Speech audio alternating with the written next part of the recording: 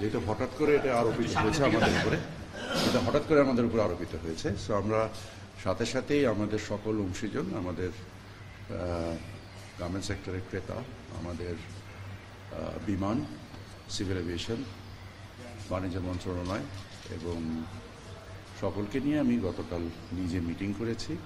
ইনশাল্লাহ এটাতে কোনো সমস্যা আমরা বোধ করছি না। আমরা আমাদের নিজস্ব সক্ষমতায়, আমাদের জন্য প্রতিযোগিতার সক্ষমতায় কোনো ঘাটতি না পড়ে এবং আমাদের রপ্তানির ক্ষেত্রে যোগাযোগের জন্য কোনো ঘাটতি না পড়ে, সেই ক্ষেত্রে আমরা সকল ব্যবস্থা নিচ্ছি। আমরা আশা করি ইনশাল্লাহ আমরা এটা উঠতে। ব্যবস্থাটা কি, যে ধরনের ব্যবস্থা নিচ্ছেন এর ফলে এটা না? সকল ব্যবস্থা তো আমি আপনার সাথে এই মুহূর্তে শেয়ার করব না। আমরা আমাদের প্রতিযোগিতার, আমাদের যে প্রতিবন্ধকতাগুলো আছে সেগুলো কিছু কাঠামোগত, কিছু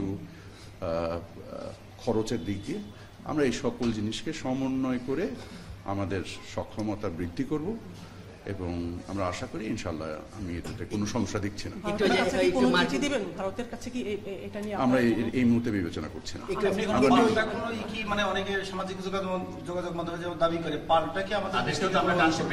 সেটা আমার বিষয় না।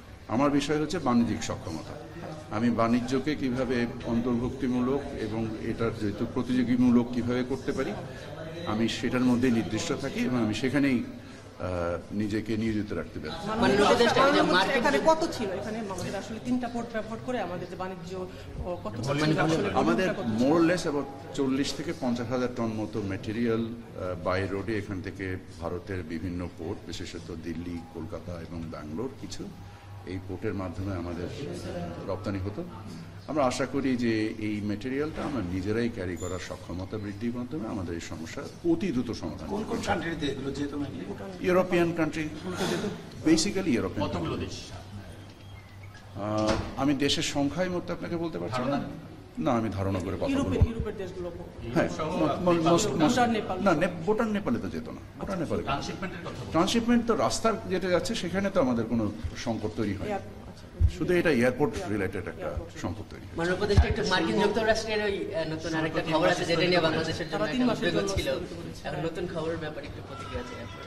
Alhamdulillah, very good. I think this is going to create some kind of certainty. আমাদের বাণিজ্যের মধ্যে কিছু একটা স্থিরতা দেখা দিবে।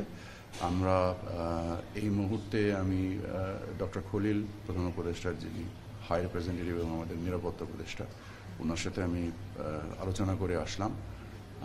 আমরা আমাদের অবস্থানকে মার্কিন যুক্তরাষ্ট্রের সাথে গতকাল রাতেও আমাদের ইউএসটিআর-এর প্রতিনিধিত্বের সাথে মিটিং হয়েছে অনলাইনে এবং আমরা আমাদের কর্ম সমষ্টিগুলো নিয়ে কাজ করছি এবং সেগুলো নিয়ে সম্ভবত যে সময় সম্ভব আমরা দ্রুত যুক্তরাষ্ট্রে নিজেরাও যাব এবং যে আমাদের অবস্থানগুলোকে তুলে ধরবো।